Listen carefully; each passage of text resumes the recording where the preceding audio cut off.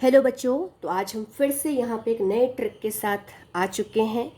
आज के इस वीडियो लेक्चर में हम ये सीखेंगे कि किसी भी स्पीशीज़ में दो तरह के जो पाई बॉन्ड होते हैं, P pi bond and P pi d pi bond, उनको कैसे कैलकुलेट किया जाता है। तो एक बहुत ही अच्छा ट्रिक के साथ मैं आई हूँ आज। यहाँ पे हम number of p pi bond और P pi d pi bond कैसे कैलकुलेट करना है उसको बहुत ही आसानी से सीखेंगे। तो देखिए, ये ट्रिक के अंदर क्या है बच्चों, आपको यहाँ पे कुछ चीज़ें पहले से आनी चाहिए। सबसे पहला, हाइब्रिडाइजेशन। अगर किसी स्पीशीज़ का हाइब्रिडाइजेशन आपका sp होता है, sp2 होता है या sp3 होता है, उन्हीं स्पीशीज़ के अंदर हम नंबर ऑफ पी पाई और P pi d pi bond को कैलकुलेट करेंगे। अब सबसे पहले ये ट्रिक ये है, सबसे पहले आप देखिए पहले वाले कॉलम के अंदर आप देख सकते हैं कि हमारे पास हाइब्रिडाइजेशन लिखा है, दूसरे वाले कॉलम में number of p pi bond लिखा है और तीसरे वाले कॉलम के अंदर number of p pi d pi bond लिखा है। अगर आपका हाइब्रिडाइजेशन sp होगा बच्चों, तो यहाँ पे number of p pi bond हमेशा 2 रहेगा और number of p pi d pi bond हमेशा 0 रहेगा। अगर आपका स्पीशीज़ का हाइब्रिडाइजेशन sp2 है तो हमेशा एक बॉन्ड आपका पी पाई रहेगा ही, और अगर कोई और पाई बॉन्ड है तो सारे रिमेनिंग बॉन्ड आपके पी पाई डी पाई नेचर के रहेंगे। हम सबको समझेंगे एग्जाम्पल के थ्रू। और तीसरा ये है कि अगर किसी का हाइब्रिडाइजेशन sp3 होता है तो number of p pi bond आपके 0 रहते हैं और जितने भी आपके पाई बॉन्ड है उस स्पीशीज़ के अंदर सारे बॉन्ड आपके पी पाई डी पाई नेचर के रहेंगे। अब हाइब्रिडाइजेशन के लिए एक सिंपल सा ट्रिक मैंने यहाँ पे लिखा है। हमें हाइब्रिडाइजेशन को कैलकुलेट करने के लिए बच्चों एक स्टेरिक नंबर को कैलकुलेट करना पड़ेगा। अब स्टेरिक नंबर होता क्या है केमिकल बॉन्डिंग के अंदर? Steric number is actually equal to number of sigma bond plus number of lone pair. अगर किसी स्पीशीज़ के अंदर किसी एटम का हाइब्रिडाइजेशन आप निकालना चाहते हैं तो उस एटम ने कितने सिग्मा बॉन्ड बनाए हैं प्लस उसके पास कितने लोन पेयर है, उनको आप आपस में ऐड कर दीजिए, आपको स्टेरिक नंबर मिल जाएगा। एंड वंस अगर आप स्टेरिक नंबर निकाल लेते हैं तो आप उसी स्टेरिक नंबर के बेसिस पे उस स्पीशीज़ का हाइब्रिडाइजेशन प्रिडिक्ट कर सकते हैं।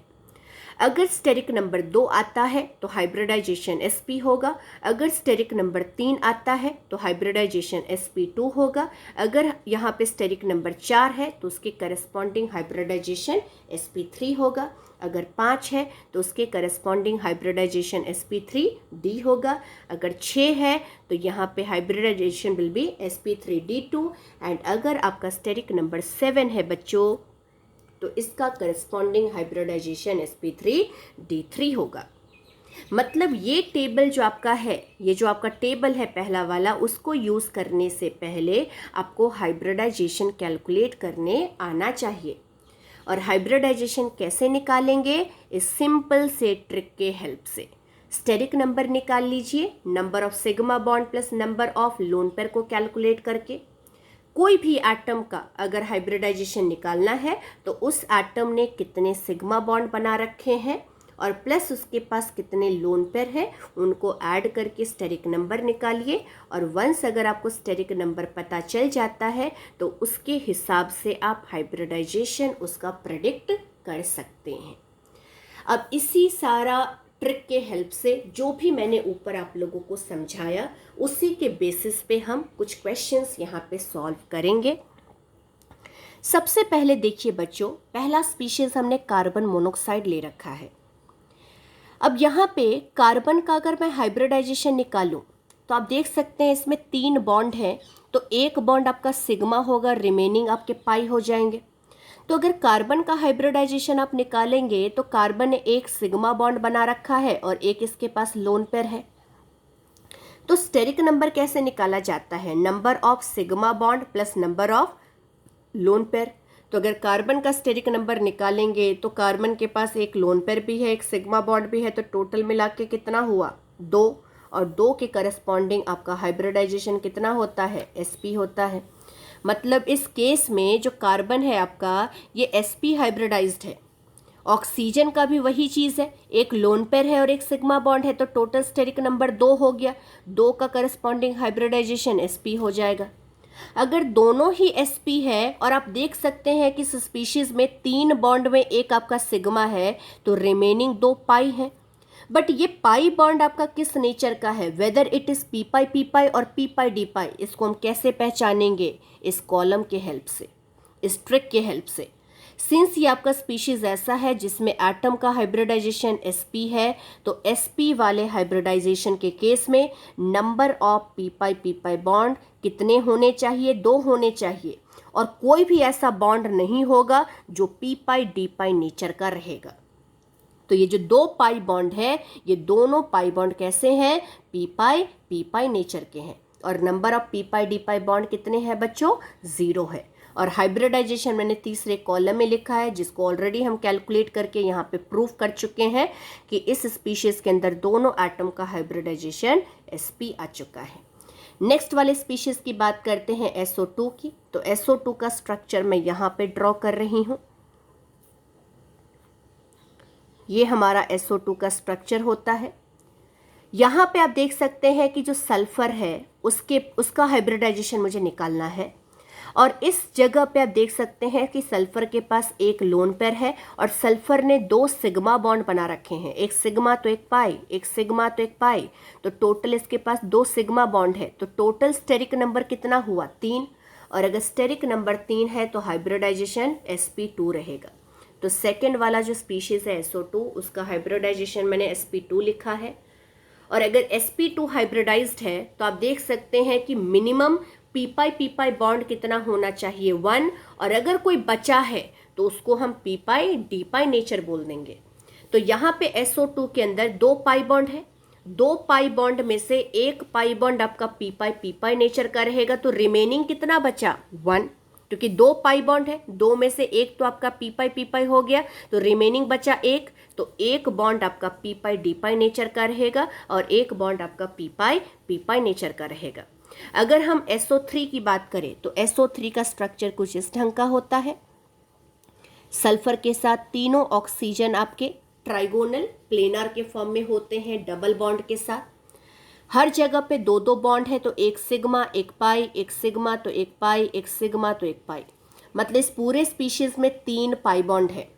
और अगर मैं सल्फर का स्टेरिक नंबर निकालूं तो सल्फर पे आप देख सकते हैं कोई भी लोन पेयर नहीं है और उसके पास टोटल 3 सिग्मा बॉन्ड है। Steric number equal to number of sigma bond plus number of lone pair.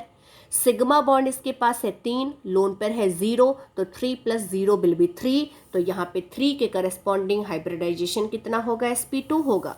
मतलब SO3 के स्ट्रक्चर के अंदर भी सल्फर इज sp2 हाइब्रिडाइज्ड।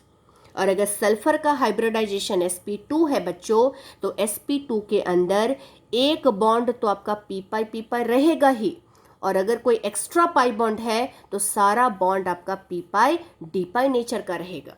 तो इस पूरे स्ट्रक्चर में 3 पाई बॉन्ड है, 3 में से एक बॉन्ड आपका पी पाई हो गया, तो बचा कितना, 2, तो 2 बॉन्ड हमारा कौन सा हो जाएगा, पी डी पाई नेचर का होगा।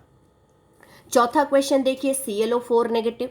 ClO4 नेगेटिव का स्ट्रक्चर कुछ इस ढंग का होता है। Cl हमारा सेंट्रल एटम होता है, 4 में से एक ऑक्सीजन आपका सिंगल बॉन्ड और रिमेनिंग ऑक्सीजन आपका डबल बॉन्ड के फॉर्म में रहता है।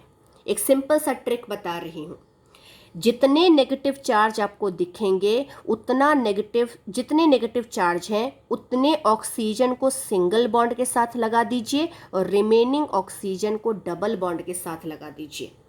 तो 4 ऑक्सीजन में से एक ऑक्सीजन आपका सिंगल बॉन्ड, रिमेनिंग ऑक्सीजन आपका double bond.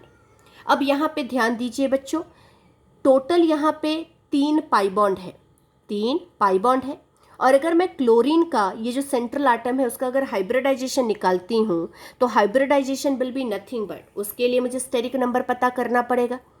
Number of sigma bond chlorine ने कितने बना रखे हैं, 1 2 3 4। नंबर ऑफ सिग्मा बॉन्ड आपके 4 हैं, लोन पेयर है 0, तो 4 + 0 आपका 4 हो जाएगा और 4 के करस्पॉन्डिंग आपका हाइब्रिडाइजेशन कितना होगा, sp3।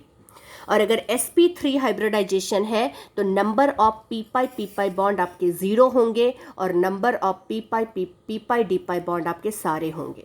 तो यहाँ पे ClO4 नेगेटिव के अंदर आप 3 पाई बॉन्ड देख सकते हैं और सिंस क्लोरीन आपका sp3 हाइब्रिडाइज्ड है, मतलब इस स्पीशीज में there will be no p pi bond, all the bond will be p pi d pi in nature. So since there are total 3 pi bond, so all the 3 pi bond will be in p pi d pi nature। तो यहाँ पे p pi आपके 0 है और p pi d pi आपके 3 bond है। अगर मैं सल्फेट की बात करूँ तो आप देख सकते हैं 2 नेगेटिव चार्ज है। अभी जो ट्रिक बताया उसी को लगा लेते हैं। सल्फर आपका सेंट्रल आटम है, 2 नेगेटिव चार्ज है, तो जितने नेगेटिव चार्ज उतने ऑक्सीजन को सिंगल बॉन्ड के साथ जोड़ दीजिए और रिमेनिंग को डबल बॉन्ड के साथ जोड़ दीजिए। अब आप यहाँ पे देख सकते हैं कि total number of lone pair sulphur पे 0 है और सिग्मा बॉन्ड कितने हैं बच्चों, 4 हैं। तो 4 सिग्मा बॉन्ड हो गया, नंबर ऑफ सिग्मा बॉन्ड के जगह पे 4 और लोन पेयर के जगह पे 0, तो 4 + 0 आपका 4 हो जाएगा। दैट मीन्स यहाँ पे सल्फर फिर से आपका sp3 हाइब्रिडाइज्ड है। और इस स्ट्रक्चर में सिंस आप देख सकते हैं 2 पाई बॉन्ड है और दोनों पाई बॉन्ड आपके किस नेचर के होंगे, पी पाई डी पाई नेचर के होंगे, क्योंकि number of p pi bond हमेशा 0 होता है अगर आपका हाइब्रिडाइजेशन कितना है, sp3 है। सारे बॉन्ड आपके जो भी पाई बॉन्ड होंगे वो सारे बॉन्ड किस नेचर के होंगे, पी पाई डी पाई के होंगे अगर आपका हाइब्रिडाइजेशन sp3 आ जाता है। नेक्स्ट वाला स्ट्रक्चर देखिए, फॉस्फेट 3 नेगेटिव चार्ज है तो 3 ऑक्सीजन को क्या करेंगे, सिंगल बॉन्ड के साथ जोड़ देंगे और रिमेनिंग 1 ऑक्सीजन को डबल बॉन्ड के साथ जोड़ देंगे। तो यहाँ पे इस पूरे स्ट्रक्चर में सिर्फ एक ही पाई बॉन्ड है और इसका नेचर पहचानना है कि क्या ये पी पाई है या पी पाई डी पाई है। तो सबसे पहले फॉस्फोरस का स्टेरिक नंबर निकाल लीजिए। नंबर ऑफ सिग्मा बॉन्ड इसने 4 बना रखे हैं, लोन पेयर फॉस्फोरस पे 0 है तो 4 + 0 विल बी 4। स्टेरिक नंबर अगर 4 है तो phosphorus will be sp3 hybridised. और अगर sp3 हाइब्रिडाइज्ड है तो number of p pi bond हमेशा 0 रहेगा। जो भी बॉन्ड है हमारा पाई नेचर का वो पी पाई डी पाई नेचर का ही रहेगा। तो अगर इकलौता पाई बॉन्ड जो है ये किस नेचर का रहेगा, पी पाई डी पाई नेचर का रहेगा। तो P pi will be 0 but P pi d pi will be 1, क्योंकि हाइब्रिडाइजेशन कितना है, sp3 नेचर का है। अगर हम MnO4 नेगेटिव की बात करें तो MnO4 नेगेटिव में एक नेगेटिव चार्ज है तो 1 oxygen single bond, remaining oxygen को डबल बॉन्ड के साथ जोड़ दीजिए। और यहाँ पे आप देख सकते हैं टोटल 3 पाई बॉन्ड है। और अगर मैं मैंगनीज का स्टेरिक नंबर निकालूंगी तो आप चेक कर लीजिए, total number of sigma bond आपके 4 है बच्चों और लोन पेयर आपका 0 है मैंगनीज के पास। तो 4 + 0 विल बी 4 और 4 के करस्पॉन्डिंग हाइब्रिडाइजेशन आपका sp3 होगा। मतलब MnO4 नेगेटिव के अंदर भी मैंगनीज का स्टेरिक नंबर 4 है, इस वजह से उसका हाइब्रिडाइजेशन sp3 है। और अगर हाइब्रिडाइजेशन आपका sp3 आ चुका है तो आप क्लियरली बोल सकते हैं, अगर हाइब्रिडाइजेशन आपका sp3 है तो आप क्लियरली बोल सकते हैं कि there will be no p pi bond, all the bond will be of p pi d pi in nature. तो MnO4 नेगेटिव का स्ट्रक्चर आप यहाँ पे देखिए। इस केस में आप देख सकते हैं बच्चों कि 3 पाई बॉन्ड है और तीनों पाई बॉन्ड आपके कैसे होंगे, पी पाई डी पाई नेचर के होंगे। तो 3 P pi d pi bond लिखा है हमने और 0 पी पाई बॉन्ड हमने लिखा है। MnO4 2 नेगेटिव का स्ट्रक्चर देखिए कैसा होगा। यहाँ पे Mn 2 नेगेटिव चार्ज है तो 2 ऑक्सीजन को सिंगल बॉन्ड, रिमेनिंग ऑक्सीजन को डबल बॉन्ड। और यहाँ पे आप देख सकते हैं 2 पाई बॉन्ड है इस पूरे स्पीशीज में। और सिंस मैंगनीज का स्टेरिक नंबर आप फिर से कैलकुलेट कीजिए बच्चों, टोटल सिग्मा बॉन्ड है 4, लोन पेयर है 0, तो 4 + 0 विल बी 4। तो यहाँ से आपका स्टेरिक नंबर फिर से 4 आ चुका है। दैट मीन्स हाइब्रिडाइजेशन आपका मैंगनीज का कितना है बच्चों, sp3 है। और अगर फिर से उसका हाइब्रिडाइजेशन sp3 आ चुका है, that means there will be no p pi bond, all the pi bond will be of p pi d pi in nature. And since we are having 2 pi bond, that means both the pi bond will be of p pi d pi in nature. तो number of p pi d pi 2 है, number of p pi आपके 0 है। Next वाला देखिए CrO4 2 negative, इसका structure आप directly अब बना सकते हैं। 2 नेगेटिव चार्ज मतलब 2 oxygen single bond, remaining 2 oxygen को डबल बॉन्ड के साथ जोड़ दीजिए। अब यहाँ पे फिर से 2 पाई बॉन्ड आ चुका है, क्योंकि ये दोनों तो सिग्मा बॉन्ड है, यहाँ पे 1 पाई, यहाँ पे 1 पाई, तो टोटल मिला के आपके पास 2 पाई बॉन्ड है। अब इसका नेचर बताना है कि इसका नेचर कैसा है, क्या ये आपका पी पाई नेचर का है या पी पाई नेचर का है। तो क्लियरली पहले हम इसका स्टेरिक नंबर निकालेंगे, और क्रोमियम के पास कोई भी लोन पेयर नहीं है, और इसके पास total number of sigma bond बच्चों 4 है, 1 2 3 4। तो 4 स्टेरिक नंबर मतलब फिर से इसका हाइब्रिडाइजेशन sp3 होगा। And for sp3 hybridisation we don't have any p pi bond, we only have p pi d pi bond. So since we are having 2 pi bond, both the pi bond will be of p pi d pi in nature.